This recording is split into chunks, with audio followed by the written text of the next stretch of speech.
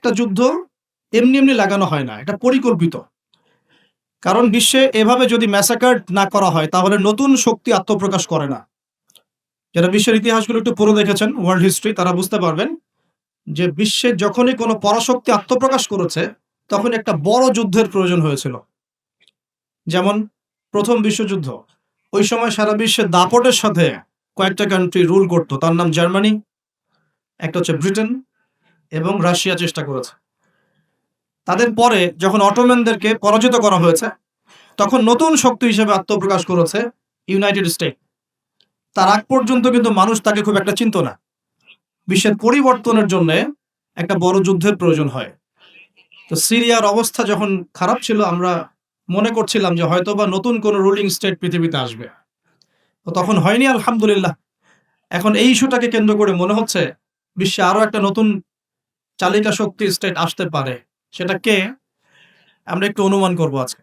সারা বিশ্বের দিকে তাকিয়ে দেখুন, এক সময় যে বিশ্বটাকে আমরা শাসন করেছিলাম, আমরা বলতে মুসলিমরা, একদিন দুই দিন নয়, প্রায় 1200 বছর, কত বছর, সেই বিশ্বে আজকে আমরা সর্বত্র নির্যাতিত, নিপীড়িত। সারা বিশ্বে রক্ত ঝরছে মূলত মুসলিমদের।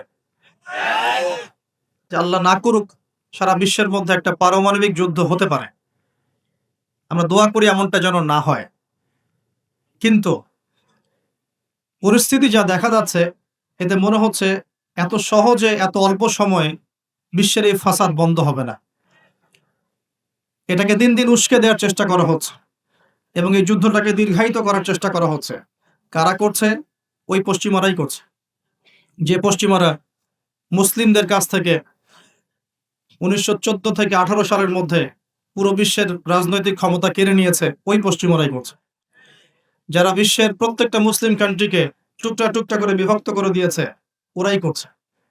যারা বিশ্বের মুসলিম কান্ট্রিগুলোকে বিভিন্ন তন্ত্র মন্ত্রের বেড়া জলে ফেলেছে, পলিটিক্যাল সেক্টরগুলোকে করাপ্টেড করে ফেলেছে, ইকোনমিক সেকশনগুলোতে সুদ ছড়িয়ে দিয়েছে, যারা এখন সংস্কৃতির মধ্যে আমাদেরকে পশ্চিমা কালচার শেখাচ্ছে এবং অভ্যস্ত করছে, এমনভাবে অভ্যস্ত করেছে যে আমাদের বাথরুমের কমোডগুলো পর্যন্ত সব ইংলিশ। আর যারা এখন মুসলিমদের শিক্ষা ব্যবস্থার মধ্যেও মাথা ঢোকানোর চেষ্টা করছে, তো এরাই তারা যারা এই যুদ্ধটাকে লম্বা করার জন্য ফিকির করছে। এটা বিশ্বের একটা বড় ইস্যু।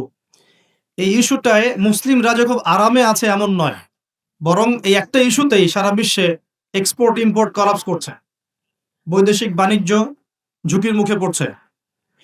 কোনো কোনো ক্ষেত্রে ডলারের বিপরীতে বিভিন্ন মুদ্রার মান কমে যাচ্ছে, কোনো কোনো ক্ষেত্রে গ্যাস এবং তেলের দাম বেড়ে যাচ্ছে, নিত্য প্রয়োজনীয় জিনিসপত্রের দাম বেড়ে যাচ্ছে, কারণ যুদ্ধের কারণে এক্সপোর্ট ইম্পোর্ট কলাপস করছে। এবং যখন এক্সপোর্ট ইম্পোর্টটা কলাপস করে তখন কি হয়? তখন মুদ্রাস্ফীতি হয়। মুদ্রাস্ফীতি মানে টাকা ফুলে যাওয়া নয়, মুদ্রাস্ফীতি মানে হচ্ছে ডলারের বিপরীতে টাকার মান কমে যাওয়া। মনে করেন, কথার কথা বলছি, যদি এমন হয় যে $1 সমান সমান 100 টাকা, আর বৈশ্বিক সংকটের কারণে যদি ডলারের দাম বেড়ে যায়, টাকার মান কমে যায়, তখন দেখা যাবে $1 সমান সমান 125 টাকা। এমন হতে পারে। এই যে 25% বা 20% যে দামটা বেড়ে গেল, তার মানে আপনি আপনার বেতনের 20% শ্রমটা হারিয়ে ফেললেন। আপনার বেতন যদি হয় 100 টাকা, এখন আপনার বেতন হচ্ছে 80 টাকা। অথচ 80 টাকা অর্জনের জন্য আপনাকে 100 টাকা শ্রম দিতে হবে। তো এগুলো কিন্তু একটা ইস্যু সারা বিশ্বে ব্যাপক প্রভাব ফেলে। একটা যুদ্ধ এমনি এমনি লাগানো হয় না, এটা পরিকল্পিত। কারণ বিশ্বে এভাবে যদি ম্যাসাকার না করা হয় তাহলে নতুন শক্তি আত্মপ্রকাশ করে না। যারা বিশ্বের ইতিহাসগুলো একটু পড়ে দেখেছেন, ওয়ার্ল্ড হিস্ট্রি, তারা বুঝতে পারবেন যে বিশ্বে যখনই কোনো পরাশক্তি আত্মপ্রকাশ করেছে তখন একটা বড় যুদ্ধের প্রয়োজন হয়েছিল। যেমন প্রথম বিশ্বযুদ্ধ, ওই সময় সারা বিশ্বে দাপটের সাথে কয়েকটা কান্ট্রি রুল করতো, তার নাম জার্মানি, একটা হচ্ছে ব্রিটেন এবং রাশিয়া চেষ্টা করেছে। তাদের পরে যখন অটোম্যানদেরকে পরাজিত করা হয়েছে তখন নতুন শক্তি হিসেবে আত্মপ্রকাশ করেছে ইউনাইটেড স্টেট। তার আগ পর্যন্ত কিন্তু মানুষ তাকে খুব একটা চিনত না। বিশ্বের পরিবর্তনের জন্য একটা বড় যুদ্ধের প্রয়োজন হয়। তো সিরিয়ার অবস্থা যখন খারাপ ছিল, আমরা মনে করছিলাম যে হয়তোবা নতুন কোনো রুলিং স্টেট পৃথিবীতে আসবে, তো তখন হয়নি আলহামদুলিল্লাহ। এখন এই ইস্যুটাকে কেন্দ্র করে মনে হচ্ছে বিশ্বে আরো একটা নতুন চালিকা শক্তি স্টেট আসতে পারে। সেটা কে? আমরা একটু অনুমান করব আজকে। কেন অনুমান করব? কারণ তাদের সাথে মুসলিমদের ভবিষ্যৎ জড়িত আছে।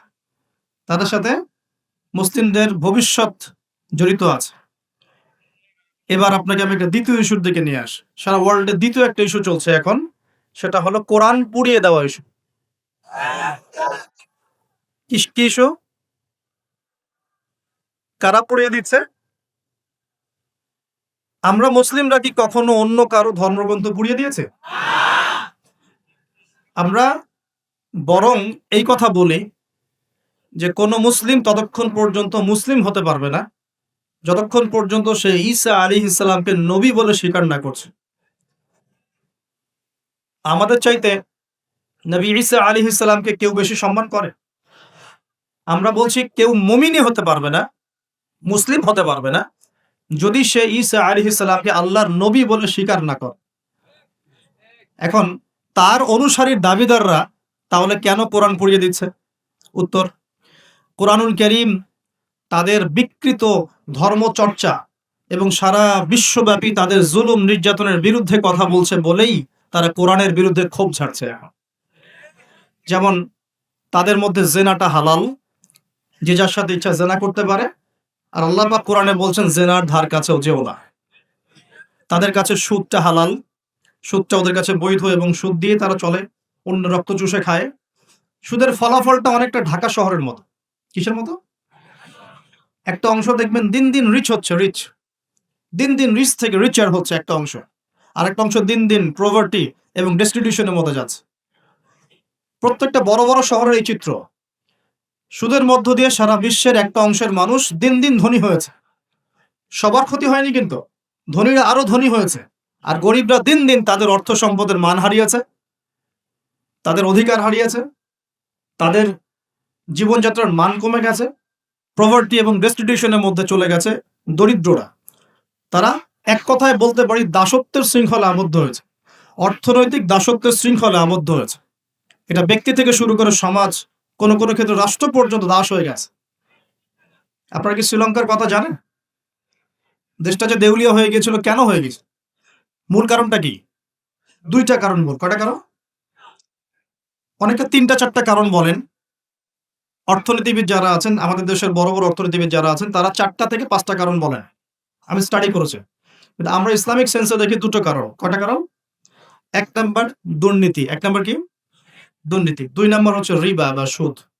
ব্যাস, যথেষ্ট।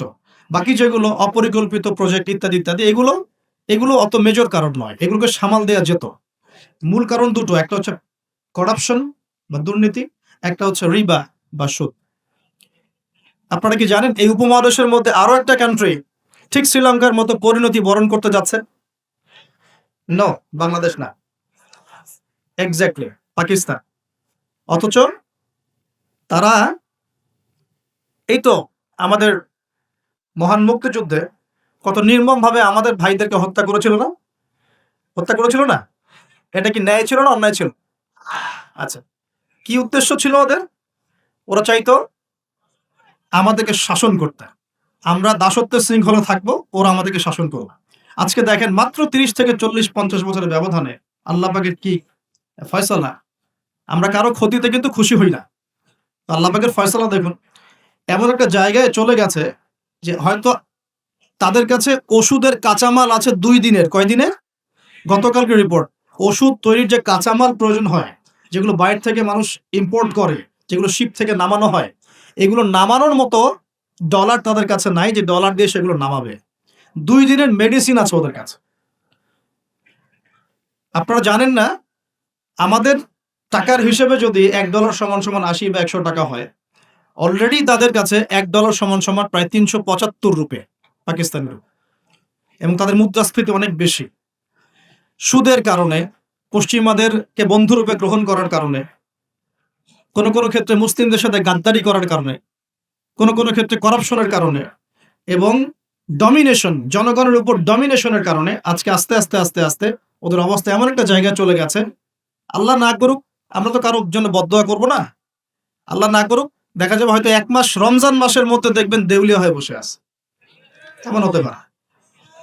কেন হচ্ছে বিষয়গুলো? কারণ রিবা। মূল কারণটা কি? রিবা এবং দুর্নীতি। মূল কারণটা কি? দুর্নীতি এবং রিবা।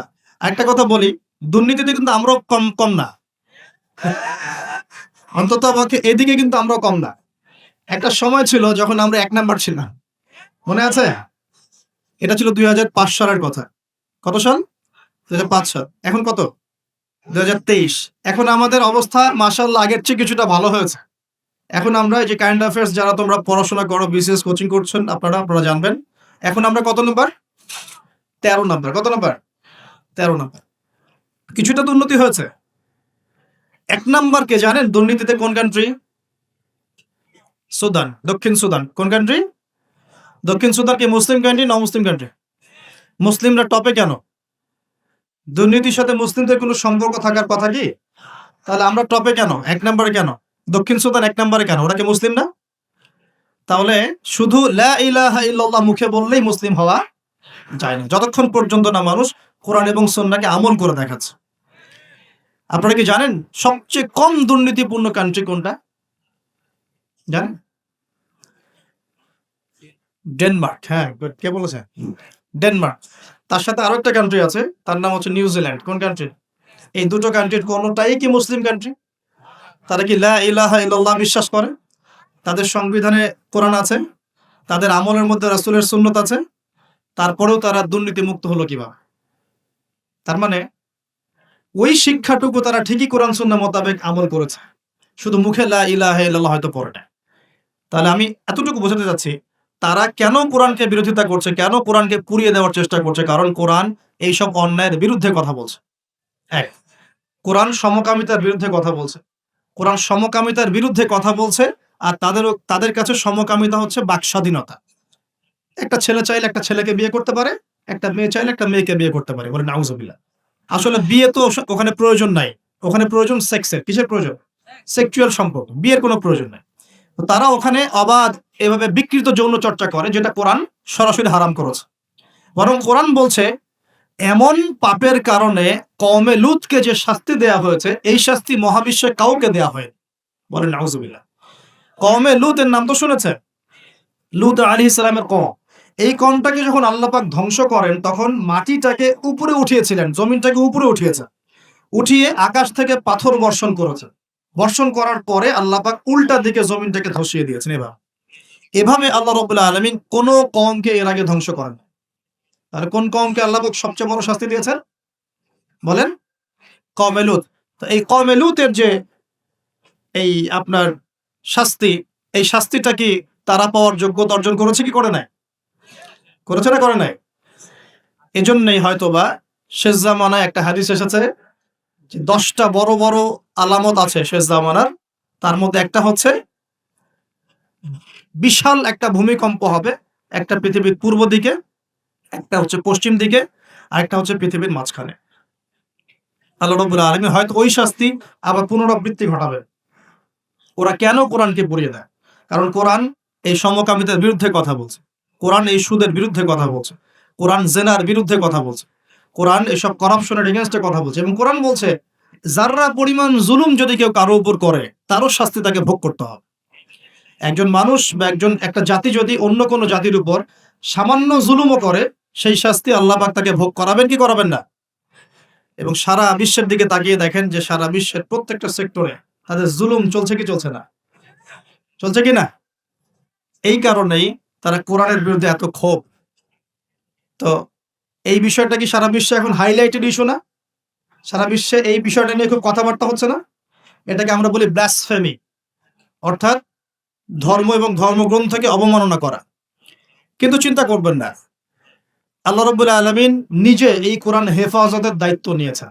আল্লাহ পাক সূরা হিজরে বলেছেন, ইন্না নাহনু নাযালনা যিকরা ওয়া ইন্না লাহু লাহাফিজুন। নিশ্চয়ই আমি এই কোরআন নাজিল করেছি, এই কোরআন হেফাজত করার দায়িত্ব কার? আল্লাহ। এখানে আমি আপনাকে আরেকটা পয়েন্ট দেখিয়ে সামনের দিকে যাব। এবার ওই দিক থেকে চেহারাটাকে আমাদের দিকে ফিরিয়ে নিয়ে আসুন। মুসলিমদের দিকে তাকান। মুসলিমদের মধ্যে কত পার্সেন্ট মানুষ এখন ৫ ওয়াক্ত নামাজ পড়ে? কত পার্সেন্ট মানুষ বিশুদ্ধ করে কোরআন তেলাওয়াত করতে জানে? মুসলিম পরিবারগুলোর মধ্যে কত পার্সেন্ট পরিবারে ইসলামিক পর্দা চালু আছে? মুসলিমদের মধ্যে কত পার্সেন্ট মানুষ হালাল খাওয়ার চেষ্টা করে, হারাম থেকে বেঁচে থাকার চেষ্টা করে? মুসলিমদের মধ্যে কত পার্সেন্ট যুবক এখন জেনা থেকে বেঁচে থাকতে পেরেছ? মুসলিমদের মধ্যে কত পার্সেন্ট যুবক 5 ওয়াক্ত নামাজ পড়, ইসলামের বেসিক জ্ঞানগুলো জানো, কোরআন তেলাওয়াত করা, হাদিস পড়তে শেখা, হাদিসের চর্চা করা, কোরআনের তাফসীর পড়া, অনুবাদ পড়া? মুসলিমরা এই বেসিক কাজগুলো কত পার্সেন্ট মানুষ করছে? এদিকে আমাদেরকে বেশি ফোকাস করতে হবে। একটা অমুসলিম সমাজ কোরআনের উপর আক্রমণ করছে, পুড়িয়ে ফেলছে, এটা বেশি কষ্টদায়ক নাকি একটা মুসলিম পরিবারে জন্মগ্রহণ করেও এই বিগত 30-40 বছরে কোরআন পড়তে না শেখাটা বেশি লজ্জার? কোনটা? এবার বলেন।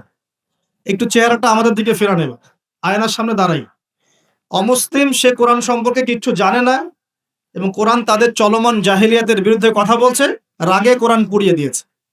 বুঝলাম কাজটা খুবই খারাপ, জঘন্য কাজ এবং নিন্দনীয়, ব্লাসফেমি।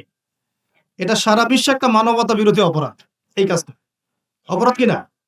আচ্ছা, এখন মুসলিমদের দিকে তাকিয়ে দেখুন। আমি এখন মুসলিম পরিবারে জন্ম নিয়েছি, 20-30-40 বছর আমি কাটিয়ে দিলাম মুসলিম পরিবারে।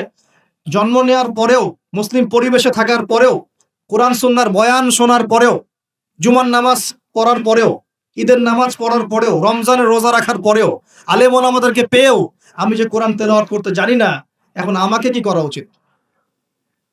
উত্তর দেন। এখন আমার কি করা উচিত? কে বড় অপরাধ করেছে? কে বড় অপরাধ করেছে? আমি মুসলিম পরিবারে জন্মগ্রহণ করেও কোরআন পড়তে জানি না, আমি কি বেশি বড় অপরাধী? নাকি যে ব্যক্তি কখনো কোরআন চেনেই না, জানেই না, যে কোরআনকে অবমাননা করছে, কে বড় অপরাধী? কোরআন যে পুড়িয়ে দিয়েছে জানেন, আল্লাহর নবী সাল্লাল্লাহু আলাইহি ওয়াসাল্লাম কিয়ামতের দিনে ওই ব্যক্তির বিরুদ্ধে বদদোয়া করবেন না। জি না, করবেন না। আল্লাহ রাব্বুল আলামিন সূরা ফুরকানের মধ্যে বলেছেন যে আল্লাহর রাসূল সাল্লাল্লাহু আলাইহি ওয়াসাল্লাম আমার উম্মত, মানে আমাদের উম্মতে মুহাম্মাদের বিরুদ্ধে আল্লাহর কাছে অভিযোগ পেশ করবেন। কার বিরুদ্ধে? এই যে উম্মতে মুহাম্মাদের বিরুদ্ধে আমাদের নবী মুহাম্মদ সাল্লাল্লাহু আলাইহি ওয়াসাল্লাম একটা অভিযোগ পেশ করবেন। আল্লাহ পাক তাকে বলবেন, হে মুহাম্মদ সাল্লাল্লাহু আলাইহি ওয়াসাল্লাম, তোমার উম্মতের কি হয়েছিল, কেন বিভ্রান্ত হলো? নবী সাল্লাল্লাহু আলাইহি ওয়াসাল্লাম তখন বলবেন যে ইন্না কওমি ইত্তাখাযু হাযাল কুরআনা মাহজুরা। পড়ে দেখেন সূরা ফুরকানে আমাদের নবীজি বলবেন, হে আল্লাহ, আমার উম্মত এই কোরআনকে, যা তুমি আমার প্রতি নাজিল করেছো, এই কোরআনকে অবজ্ঞা করে পরিত্যাগ করেছিল, এই কারণে তারা আজকে পথভ্রষ্ট হয়েছে। এবং নবী সাল্লাল্লাহু আলাইহি ওয়াসাল্লাম আল্লাহর কাছে আক্ষেপ করবেন, অভিযোগ পেশ করবেন যে আমার উম্মতকে আমি কোরআন দিয়ে এসেছিলাম, কিন্তু তারা সেই কোরআন চর্চা করে নাই, পড়ে নাই, কোরআনের হক আদায় করে নাই, এই কারণে তারা আজকে পথভ্রষ্ট হয়েছে। তাহলে আমাদের নবীজি আমাদের বিরুদ্ধে আল্লাহর কাছে ক্ষোভ ছাড়বেন না? তো প্রথম যে শিক্ষাটা আজকে নেওয়া উচিত সেটা হলো, বিশ্বে যা যা ঘটছে এই সব বিষয়গুলোর সাথে আমাদের শেষ জামানা সম্পৃক্ত এবং প্রত্যেকটা বিষয়ের গভীরে যাওয়ার জ্ঞান আমাদের অর্জন করা উচিত এবং দৃষ্টিভঙ্গি প্রশস্ত করা উচিত। খিদর আলাইহিস সালামের মতো অন্তর্দৃষ্টি অর্জন করা উচিত। পাশাপাশি কোরআন কেন্দ্রিক জীবনটা গড়া উচিত। আমরা কি নিয়াত করতে পারি যে আগামী রমজান আসার আগেই আমরা সবাই পবিত্র কোরআন তেলাওয়াত করা শিখবো ইনশাআল্লাহ? কোরআন পুড়িয়ে দেওয়ার ইস্যুটা হোক আমাদের কোরআন শিক্ষার প্রেরণা, কোরআন পুড়িয়ে দেওয়ার ইস্যুটা হোক কোরআন শেখার প্রেরণা, যে আমি মুসলিম পরিবারে জন্ম নিয়েছি, আমি কেন কোরআন শিখবো না? আসুন কোরআন শিখি, কোরআন বুঝি এবং কোরআন দিয়ে আমরা জীবন গড়ি। আল্লাহ পাক তৌফিক এনায়েত করুন। এই যুব সমাজের হাতে এই দেশ এবং উম্মার ভবিষ্যৎ নির্ভর করছে। এই যুবকদের হাতেই এই জাতি এবং এই দেশ এবং এই উম্মার ভবিষ্যৎ নির্ভর করছে। অথচ তোমরা কি করছো? অথচ তোমরা বেনামাজি পড়ে আছো, অথচ তোমরা যাকাত দিচ্ছ না, রমজানের রোজা রাখছো না, তোমরা ওযু গোসলের মাসআলা বলতে পারছো না, তোমরা ঈমান আকীদা ঠিক করছো না, নবীর 40 হাদিস মুখস্থ করছো না, কোরআন পড়া শিখছো না। যুবকদের হাতে এই দেশ এবং জাতির ভবিষ্যৎ। সেই যুবকরা পড়ে আছে এখন মাদকের নেশায়। এই যুবকদের একটা বড় অংশ মেয়েদের পিছনে তার জীবন নষ্ট করে দিচ্ছে।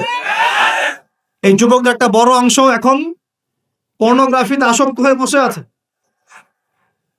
এটা কিন্তু কেউ অ্যাভয়েড করতে পারবে না। আমরা যারা অনলাইনে ঢুকি, অনলাইনে যারাই ঢুকেছি তাদের চোখে এরকম নগ্নতা পড়েছে। কি দাড়িওয়ালা, কি টুপিওয়ালা, কি আলেম আর কি জালেম, সবার একই অবস্থা। অনলাইনে যে ঢুকেছে তার চোখে নগ্নতা পড়েছেই পড়েছে। আর এটা স্কিপ করার তো বুদ্ধি নাই, চালাতে হচ্ছে আপনাকে। কোনো কোনো সময় হোয়াটসঅ্যাপ চেক করতে হচ্ছে, ফেসবুক অ্যাকাউন্ট প্রয়োজন হচ্ছে, কারণ আপনি খবর রাখতে চাচ্ছেন। ইউটিউবিং করতে হচ্ছে, ইউটিউব দেখতে হচ্ছে।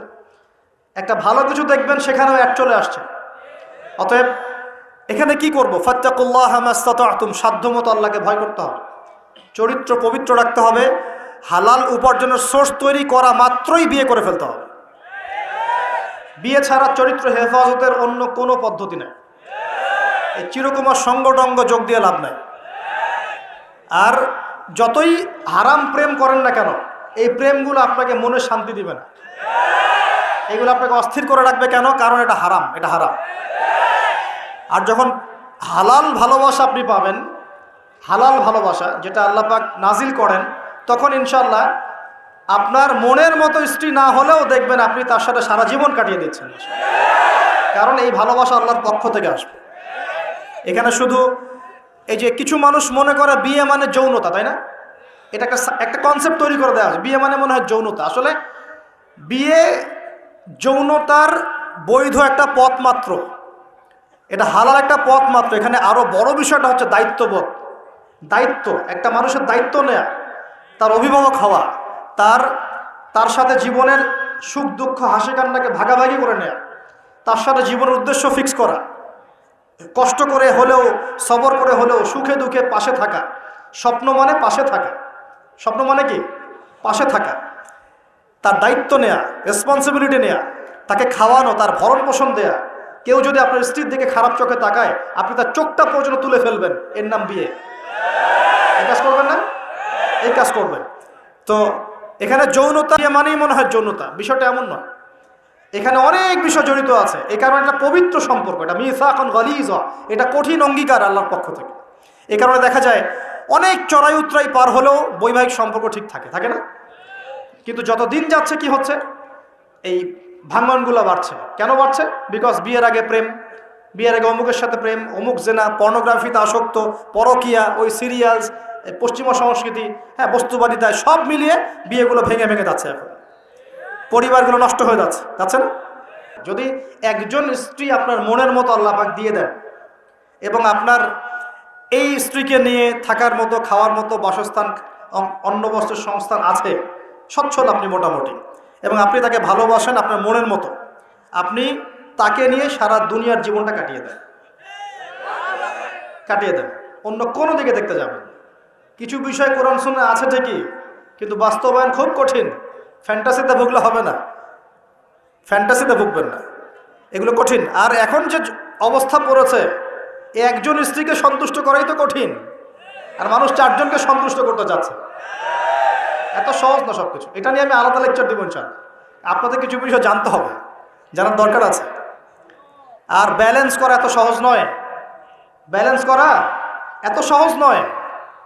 সর্বোচ্চ চেষ্টা করার পরেও দেখবেন, সর্বোচ্চ চেষ্টা করার পরেও দেখা যাবে দিন শেষে আপনি অপরাধী হয়ে বসে আছেন। আর আমি একটা লেকচারে বলেছি না, পুরুষ মানুষ বোকা। পুরুষ মানুষ কেন বোকা? কারণ সে সবাইকে খুশি করতে চায়। সে চায় মা সুখে থাক, বোন সুখে থাক, স্ত্রী সুখে থাক, যদি আরও স্ত্রী থাকে ও সুখে থাক, সন্তানরা সুখে থাক, সবাই ভালো থাক। এবং তাদের ভালোর জন্য তারা কত কষ্ট করে, দিন রাত ডিউটি করে, অফিসে যায় আসে, জ্যাম ফেস করে, মানসিক প্রেশার নেয়, শারীরিক প্রেশার নেয়, নেয় না? অথচ এই কষ্ট কিন্তু মহিলারা বোঝে না, বোঝে? সবাই বোঝে না। আছে অনেক ভালো স্ত্রী আছে, কিন্তু সবাই কিন্তু বোঝে না। মনে করে যে পুরুষ মানুষ মনে হয় ভোগবাদী, খালি মেয়েদেরকে ভোগ করতে চায়। অথচ সবাইকে সুখে রাখার এই চেষ্টায় একজন পুরুষ দিন শেষে নিজেই সুখী হয় না। বহু পুরুষ শেষ বয়সে গিয়ে একাকিত্বে ভোগে, একা হয়ে যায়। এই জন্য বলছি, ফ্যান্টাসি বাদ দেন। ফ্যান্টাসি বাদ দিয়ে হালাল রিজিক হয়েছে, একটা নেককার পরহেজগার মেয়ে দেখে বিয়ে করে ফেলেন, ব্যাস তাকে নিয়ে দুনিয়ার ছোট্ট জীবনটা কাটিয়ে দেন। আর জান্নাতে তো হুর করে অপেক্ষা করছে ইনশাআল্লাহ। কি মনে করেন অপেক্ষা করছে না? এই লেকচার বাসায় গেলে কি হবে আমার অবস্থা আমি জানি না, কিন্তু বলছি আছে তো, সবচেয়ে শেষে যারা জান্নাতে যাবে, একদম লাস্টে, তাদের প্রত্যেককে আল্লাহ পাক কমপক্ষে 2 জন করে হুর দিবেন। আর যারা আল্লাহ রাব্বুল আলামিনের রাস্তায় শহীদ হয়ে গেছে, এখনো যাচ্ছে বা হয়েছে বা হবে, তারা কি 72 জন, কতজন? 72 জন হুর আল্লাহ রাব্বুল আলামিন দিবেন। বাস ইস্যু তৈরি করে দিলাম, এখন নাস্তিকরা লেগে পড়বে এতগুলো মেয়ে কেন, কি ইত্যাদি ইত্যাদি। এসব বিষয়ের দিকে আমাদের দেখার দরকার নেই। আল্লাহ পাক আমাকে আপনাকে দিলে ওর কি কোনো সমস্যা? প্রিয় ভাইয়েরা, যুবকদের কথাই বলছিলাম যে এখন এই যুবকদের হাতে দেশের ভবিষ্যৎ, উম্মার ভবিষ্যৎ। কিন্তু বাস্তবতা হচ্ছে আমরা বেশিরভাগ পর্নোগ্রাফিতে আসক্ত হয়ে গেছি, হারাম সম্পর্কে আসক্ত, হারাম রিজিকে আসক্ত, মাদকে আসক্ত। এখান থেকে বেরিয়ে আসতে হবে। বেরিয়ে আসার পদ্ধতি কি? এই যে আমার হাতে যে কিতাব দেখছেন, আল কোরআন, এই কোরআন আপনার সমস্ত হতাশা দূর করে দিবে ইনশাআল্লাহ। এই কোরআন আপনার সমস্ত কষ্ট দূর করে দিবে ইনশাআল্লাহ। মানুষ বেকারত্বের সমস্যায় ভোগে, পারিবারিক চাপে পড়ে, হ্যাঁ, বন্ধু বান্ধবদের পাল্লায় পড়ে, বা গার্লফ্রেন্ড চলে গেছে ছেড়ে, এইসব কারণে মাদকের কাছে যায় শান্তি পাওয়ার জন্য। কোরআনের কাছে আসো, শান্তি পাবে ইনশাআল্লাহ। 5 ওয়াক্ত নামাজে আসো, শান্তি পাবে ইনশাআল্লাহ। আমরা যুবক ভাইদেরকে রিকোয়েস্ট করব, এই যে সামনে রমজান, এই রমজানে আল্লাহর ওয়াস্তে কোরআনটা পড়া শিখে ফেলেন। এবং যারা পড়তে জানেন, কোরআন এবার এই মাসে খতম হবে ইনশাআল্লাহ। প্রত্যেক দিন কমপক্ষে 1 পারা করে, প্রত্যেক দিন 1 পারা পারা যাবে ইনশাআল্লাহ। মাত্র 1 ঘন্টা সময় লাগবে 1 পারা পড়তে, 1 পারা পড়তে 1 ঘন্টা লাগবে। আর যারা হাফেজ আছি, ইনশাআল্লাহ আমরা এই রমজান মাসে 30 পারা কোরআনের অর্থ পড়ে শেষ করে দেবো ইনশাআল্লাহ। নিজেও নিয়াত করছি, আপনারা নিয়াত করেন। এই পুরো রমজানে আলিফ লাম মিম থেকে শুরু করে মিনাল জিন্নাতি ওয়ান নাস পর্যন্ত একবার হলেও অর্থ সহ পড়ে শেষ করবো ইনশাআল্লাহ। পারা যাবে ইনশাআল্লাহ। আমরা দোয়া করি আল্লাহ পাক আমাদের সবাইকে রমজানে পৌঁছে দিন এবং আমাদেরকে রমজানে বরকত দান করুন। পুরো বিশ্বের প্রেক্ষাপটটা বুঝবেন। বিশ্বে এরকম যুদ্ধ বিগ্রহ চলছে এবং সারা বিশ্বে পশ্চিমাদের দ্বারা নির্যাতন থেকে বের হতে হলে আমাদের শক্তি বৃদ্ধি করতে হবে। কি করতে হবে? শক্তি বৃদ্ধি করতে হবে। কিছু কথা খোলামেলা বলতে হবে এখন, কারণ খোলামেলা কথা বলারই সময় এখন। এখন না বললে অনেক দেরি হয়ে যাবে। মুসলিমদেরকে জাতিগতভাবে এখন ঐক্যবদ্ধ হতে হবে। আপোষে এই হিংসা বিদ্বেষ মারামারি কাটাকাটি বন্ধ কর। আমরা সবাই মুসলিম, সবাই একটা জাতি। আমাদের মধ্যে ইখতিলাফ থাকতে পারে, কিন্তু আমরা মত পার্থক্য থাকলেও মত বিরোধে যাব না ইনশাআল্লাহ। আমরা যদি কোনো মুসলিম ভাই আমাকে গালিও দেয়, যদি কোনো মুসলিম ভাই আমাকে গালিও দেয়, আমাদের সাথে শত্রুতাও করে, তারপরেও আল্লাহর দুশমনদের সাথে মোকাবেলা করার জন্য আমরা একসাথে লড়বো ইনশাআল্লাহ। মুসলিমদের মধ্যে ঐক্য আনতে হবে। ঐক্য আনতে না পারি, বিভক্তি বাড়াবো না। ঐক্য আনতে পারছি না, বিভক্তি কমসে কম বাড়াবো না। এটা খেয়াল রাখতে হবে। এরপরে আমাদের মুসলিমদের প্রথম দরকার জ্ঞানের বিপ্লব। কিসের বিপ্লব? কোরআনের জ্ঞান, হাদিসের জ্ঞান, এই যে ইসলামের জ্ঞান, দ্বীনের জ্ঞান এবং দুনিয়াবি জ্ঞান, এই সমস্ত রকম জ্ঞানকে একত্রিত করে এমন শিক্ষা গ্রহণ করতে হবে যে ইনশাআল্লাহ আগামী দিনে যেন আমরা আগামী 10 থেকে 20 বছর পর এই কোরআন সুন্নাহর জ্ঞানকে দিয়ে বিশ্বকে চ্যালেঞ্জ করতে পারি। এমন প্রজন্ম তৈরি করতে হবে। আল্লাহ পাক তৌফিক দান করুন। এখন আমাদের সবাইকে আদর্শ পরিবার করতে হবে। নিজের পরিবারের মধ্যে কর্তা আমি আমার পরিবারে পর্দা কায়েম করব, কারো কিছু বলার আছে? আমি আমার পরিবারে নামাজ প্রতিষ্ঠা করব, কারো কিছু বলার আছে? আমি আমার পরিবারের মধ্যে দ্বীনের ইলম তালিম চালু করব, কারো কিছু বলার আছে? নিজের পরিবারের কর্তা আমরাই। অতএব পরিবারটা কমসে কম ইসলামিক করে গড়ে তোলেন। আল্লাহ পাক তৌফিক দান করুন। 4 নাম্বার, আমাদের সন্তান যারা আছে তাদের সবাইকে ইসলামিক শিক্ষা দেওয়ার চেষ্টা করতে হবে। যদি ইসলামিক শিক্ষা দিতে এই সমাজ ব্যর্থ হয়, তাহলে নতুন শিক্ষা প্রতিষ্ঠান গড়ে তুলে হলেও শিক্ষা দিতে হবে ইনশাআল্লাহ। আল্লাহ পাক তৌফিক দান করুন।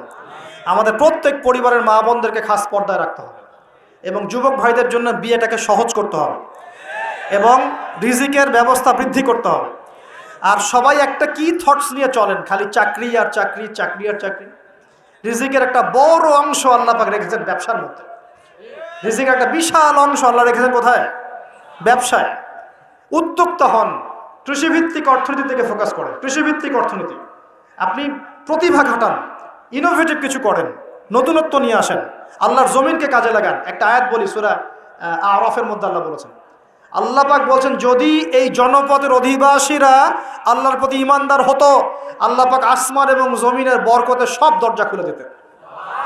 এই জমিনে বরকত আছে, জমিন নিয়ে কাজ করেন। কৃষিভিত্তিক কাজ করেন, ব্যবসা করেন, শুধু একটা জিনিস মাথায় ঢুকিয়ে দেওয়া হয়েছে, ডক্টর ইঞ্জিনিয়ার, ডক্টর ইঞ্জিনিয়ার। কেন এগুলো? কেন সবাই সবকিছু হবে না? হালাল রিজিক সার্চ করতে হবে। আল্লাহ সবাইকে তৌফিক এনায়েত করুন বলি আমি। এরপর আমাদের করণীয় হচ্ছে আমাদের প্রত্যেককেই সৎ কাজে আদেশ করতে হবে, অসৎ কাজে নিষেধ করতে হবে। শুধুমাত্র দায়ী আলেম তারাই এই দাওয়াতি কাজ করবেন এমন নয়, সবাইকে দিনের দাওয়াতি কাজের জিম্মেদারি গ্রহণ করতে হবে। দাওয়ার সাথে যারা সম্পৃক্ত আছে তাদের সাথে পরামর্শ করবেন, চলবেন ফিরবেন। তা'মুরুনা বিল মা'রুফ, তোমরা সৎ কাজে আদেশ করবে। ওয়া তানহাউনা আনিল মুনকার, অসৎ কাজে নিষেধ করবে। ওয়া তু'মিনুনা বিল্লাহ, এবং আল্লাহর প্রতি ঈমান রাখবে। তবেই কুনতুম খায়রা উম্মাহ, তোমরা শ্রেষ্ঠ জাতি হতে পারবে। আল্লাহ পাক তৌফিক দান করুন। আরেকটা বিষয় বলি, সেটা হলো আল্লাহ পাক আমাদের সবাইকে কিছু প্রতিভা দিয়েছেন।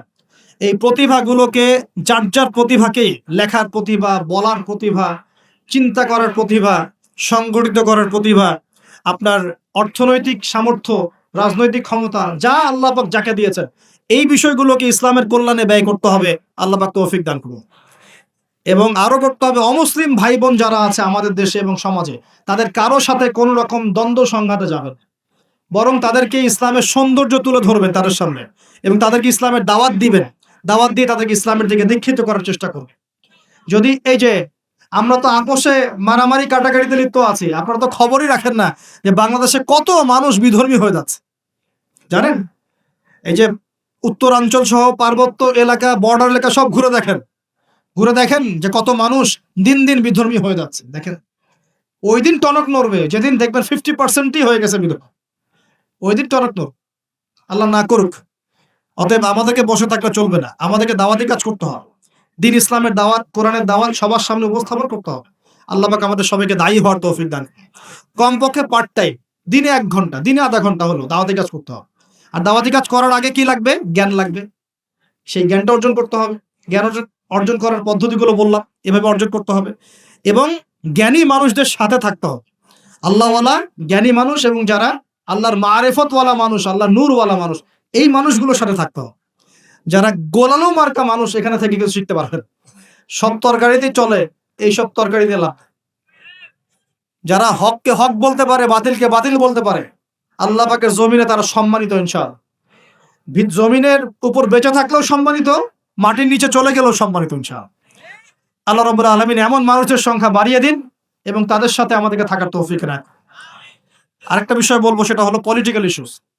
যে একটা জাতির মধ্যে আপোষে মারামারি কাটাকাটিতে যাবেন, এটা খুব খারাপ। কেন খারাপ? কারণ আমরা হয়তো মনে করি যেগুলো পলিটিক্যাল ইস্যুস, আসলে কি হয়, উম্মার ঐক্য নষ্ট হয়, ভাই ভাই মারামারি করে, নিজের ভাইয়ের হাতে ভাইয়ের রক্ত ঝরে, এতে করে উম্মার ঐক্যটা বিনষ্ট হয়ে যায়। এবং ইসলামের বহিঃশত্রু যারা আছে, এরা এই ইস্যুগুলোকে কাজে লাগায় আমাদের ভিতর ঢুকে পড়ে।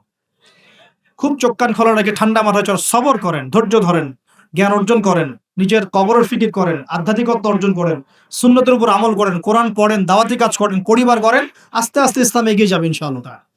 আল্লাহ রাব্বুল আলামিন আমাদের সবাইকে কথাগুলো বোঝার তৌফিক দান করুন এবং আমল করার তৌফিক ইনায়াত করুন, সকলে বলি আমিন।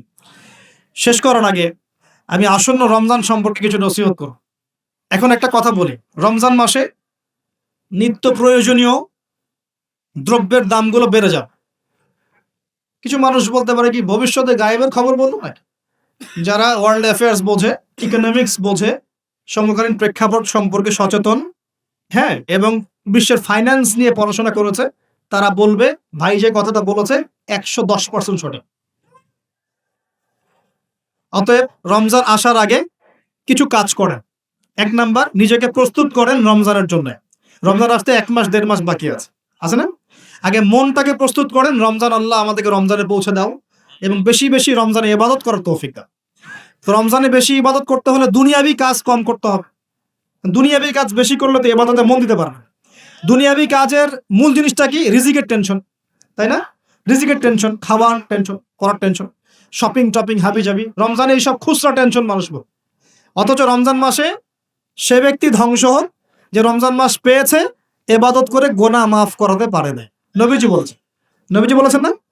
তো এই জন্য রমজান কেন্দ্রিক প্ল্যান থাকতে হবে যে রমজানে আমি এবার 1 খতম কোরআন দিব, একবার আমি পুরোটা পড়ে শেষ করব, নবীজির হাদিস চর্চা করব, আমি মানুষকে ইফতার করাবো, আমি 30 দিন জামাতে তারাবি পড়বো, 5 ওয়াক্ত নামাজ পড়বো, ঠিকঠাক মতো রোজা রাখবো, সাদাকাতুল ফিতর দিব, আমি ওসর দিব, যাকাত দিব, রমজানে আমল করে একদম আমলের বন্যা বইয়ে দেবেন সব।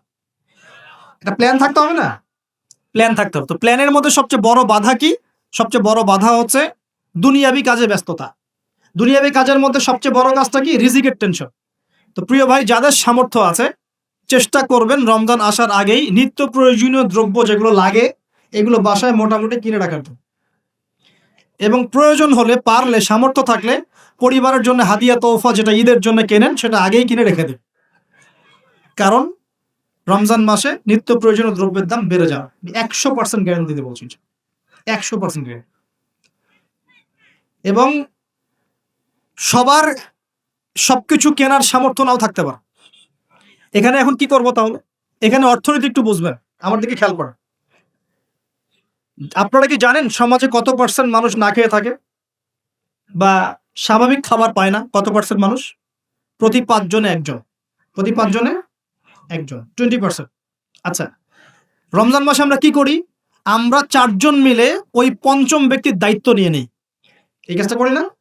রমজান মাসে আমরা 4 জন মিলে আরেক ভাইয়ের দায়িত্ব নিয়ে নিই, তাকে ইফতার করাই, তাকে সেহরি দেই, সেহরির খাবার দিই, মাসের বাজার করে দেই না? দেই। তাহলে যদি 4 জন মানুষ খাবার খায়, অর্থাৎ 80% মানুষ খাবার খায়, ওই খাবার যদি 100% মানুষকে খাওয়াতে হয় তাহলে ওই খাবারের সংকট হবে না? সংকট হবে কি না? তখন ওই খাবারের যে দাম, সে দামটা কি বাড়বে না কমবে? বাড়বে। সমাধান হচ্ছে বাহির থেকে খাবার আমদানি করা। যে আমদানি করার জন্য যে রিজার্ভ দরকার হয় সেগুলো আমাদের কাছে এখন পর্যাপ্ত নয়। কি করতে হয় তাহলে? যে মাল নিয়ে জাহাজ ঘোরাফেরা করছে বন্দরে, বিভিন্ন কোম্পানি মাল নামাতে পারছে না, কারণ তাদের কাছে সেই পরিমাণ সম্পদ নেই, এবং কোনো কোনো ক্ষেত্রে এলসিও নাই। এটা তো অনেক ব্যবসায়ী জানেন। এখন আপনি কি নিজের পকেট থেকে টাকা দিয়ে সেই মাল খালাস করবেন? উত্তর না। তাহলে কি করবেন? ওই পণ্যের উপর দাম বাড়িয়ে জনগণকে খাওয়াবেন, জনগণের টাকা থেকে সেই মালটা শোধ করা হয়, রেটটা শোধ করা হয়, সর্বাধিক থেকে দাম বেড়ে যাবে। আর যদি আমরা এই সংকটটা কাটানোর জন্য বাইরের কোনো কান্ট্রি থেকে লোন নেই তাহলে কি হবে? যেমন ফর এক্সাম্পল IMF বা এই টাইপের কিছু, তখন ওরা চড়া সুদ দিবে। কি দিবে? চড়া সুদ। সুদ ছাড়া কি ঋণ দিবে? সুদ ছাড়া ঋণ দিবে না। ওই সুদটা শোধ করতে হবে না? ওই সুদটা শোধ করতে গেলেও এখান থেকেই টাকা পয়সা যায়। তো সব মিলিয়ে এই অবস্থায় রমজান মাসে প্রকট হয়। সো যাদের সামর্থ্য আছে তারা নিজেদের জন্য এবং অন্যের জন্য কিছু খাবার কিনে দেওয়ার চেষ্টা করে। পারা যাবে ইনশাল্লাহ। এবং রমজান মাসে আমরা নিজেরা শুধু খাবো না, আমাদের প্রতিবেশী খাচ্ছে কিনা দেখবো। রমজান মাসে আমরা কোনো প্রকার খাবারের অপচয় করব না। যদি আমার 5টা খেজুর দিয়ে হয়ে যায়, আমি 10টা খেজুর কিনতে যাব না, বরং ওই 5টা খেজুর আমি পাশের বাড়িতে পাঠিয়ে দেব, আমার দুস্থ ভাইয়ের কাছে পাঠাবো, আমার গরিব ভাইয়ের কাছে পাঠাবো ইনশাল্লাহ। আমরা রমজান মাসে নিজের অল্পে তুষ্ট থেকে অন্য ভাইদেরকে খাওয়ানোর চেষ্টা করব। পারা যাবে ইনশাল্লাহ। সমাধান, রমজান মাসে দ্বিতীয় সমাধান, আমাদের জাকাত আছে, অনেক জাকাত। এই জাকাতের টাকাগুলো যদি আমরা একত্রিত করতে পারি তাহলে একটা বড় অংশের মানুষের সমস্ত অর্থনৈতিক সমস্যার সমাধান হয়ে যাবে। রমজান মাসে যারা জাকাত ফরজ হয়েছে রমজানের জাকাত দিয়ে দিবেন ইনশাআল্লাহ। করা যাবে ইনশাআল্লাহ। আরো বেশি বেশি সদকা করবেন, সদকা করে আত্মত্যাগী হন, মানবতার কল্যাণে কাজ করেন, নিজে অল্প তুষ্ট থাকেন, অপচয় কমিয়ে দেন, এবং আল্লাহর ওয়াস্তে সমস্ত দুর্নীতির দরজা বন্ধ করে দেন। এই রমজানেও যদি ঘুষ খান, সুদ খান আর দুর্নীতি করতে থাকেন, মানুষের সম্পদ লুটপাট করেন, তার রমজানের শিক্ষা তো থাকলোই না, বরং জনগণকে রমজানে কষ্ট দেওয়ার কারণে জনগণ কি করবে? দেখা যাবে ওই দুর্নীতিবাজের বিরুদ্ধে ইফতার করতে সময় দোয়া করবে, বদদোয়া করবে, আল্লাহর কাছে বদদোয়া করা শুরু করবে। আর ওই বদদোয়া যদি আল্লাহর কাছে চলে যায় একদম সব ধ্বংস হয়ে যায়। তো রমজান কেন্দ্রিক এই প্ল্যানটা আগে করবেন, তারপরে আধ্যাত্মিক প্ল্যান। আপনি রমজানে প্ল্যান করবেন যে আপনি কি পড়বেন, কিভাবে আমল করবেন, কোথায় তারাবি পড়বেন, পরিবেশ গড়ে তুলবেন। রমজান মাসে কোরআন শিক্ষার কোর্সগুলো চালু করবেন। রমজান মাসে তালিম থাকবে, ইফতারের প্রজেক্ট থাকবে, দুস্থ ভাইদের বাসায় ইফতার পৌঁছে দেওয়ার প্রজেক্ট গ্রহণ করতে হবে। রমজান মাসে যদি সামর্থ্য হয় বেশি বেশি নফল পড়বেন, সুন্নত পড়বেন, তেলাওয়াত করবেন, জিকির বাড়িয়ে দিবেন। একই সাথে দাওয়াতি কাজ বাড়াবেন। যারা সামর্থ্য আছে ওমরা করবেন। রমজান মাসটাকে এইভাবে ইবাদতের মৌসুম হিসেবে সাজিয়ে নেন। আল্লাহ পাক সবাইকে রমজানে পৌঁছে দেন এবং রমজান মাসে বেশি বেশি ইবাদত করার তৌফিক দান করেন। এই পুরো বিশ্ব সম্পর্কে সতর্ক থাকার তৌফিক দান করেন, সচেতন থাকার তৌফিক দান করেন, কোরআনওয়ালা বানিয়ে দেন, এবং যুব সমাজ সহ যুবতী আমাদের ভাই বোনরা, প্রত্যেক মহলের মুসলিমাত, মুমিন মুমিনাত সকলকে আল্লাহ রাব্বুল আলামিন দ্বীন ইসলামের জন্য কবুল করেন বলি আমিন। আগামী দিনগুলোতে যেন আমরা দ্বীনের জন্য কিছু করতে পারি, এই দেশ এবং জাতির জন্য কিছু করতে পারি, আল্লাহ পাক সবাইকে সেই যোগ্যতা এবং তৌফিক দান করুন। আল্লাহ রাব্বুল আলামিন ভিতর এবং বাহিরের সমস্ত শত্রু থেকে আল্লাহ আমাদেরকে হেফাজত করুন। আল্লাহ সুবহানাহু ওয়া তাআলা আমাদেরকে ইসলামের প্রকাশ্য সমস্ত ফিতনা থেকে, চলমান সমস্ত ফিতনা থেকে আল্লাহ পাক বাঁচিয়ে রাখুন বলি আমি। আমরা দোয়া করি যুবক ভাইদের জন্য, আল্লাহ যুব সমাজকে দিনের পথে হেদায়েত করেন, যাবতীয় রকম অন্যায়, অশ্লীলতা, ফাহেসা কাজ, জেনা, ব্যভিচার, মাদক থেকে আল্লাহ পাক তাদেরকে বাঁচিয়ে রাখেন। আমরা দোয়া করি আমাদের সন্তানদের জন্য, আল্লাহ পাক আমাদের সন্তানদেরকে যেন মানুষের মতো মানুষ করার তৌফিক দান করেন, শিক্ষা প্রতিষ্ঠানগুলো গড়ে তোলার তৌফিক দান করেন, শিক্ষাক্ষেত্রে নতুনত্ব আনার তৌফিক দান করেন। আল্লাহ পাক সমস্ত জাহিলি শিক্ষা থেকে বের হয়ে ইসলামী শিক্ষায় শিক্ষিত হওয়ার তৌফিক আমাদেরকে দান করেন। আল্লাহ রাব্বুল আলামিন আমাদের মধ্যে যারা মারা গেছেন সকলকে মাফ করে দেন।